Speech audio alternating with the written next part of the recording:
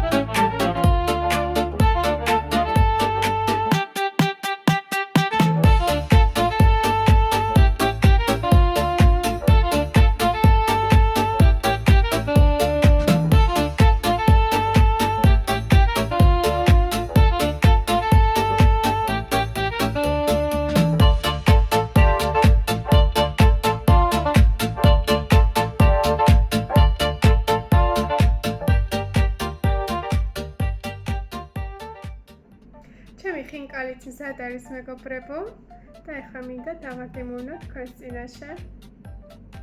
ძალიან დავიღალე, მაგრამ ისე ძალიან მინდოდა და ისე ძალიან მინეტრებოდა ხინკალი, რომ ესე მთელი დღე დავუთმე ხინკლის გაკეთებას. ნახოთ როგორი არის.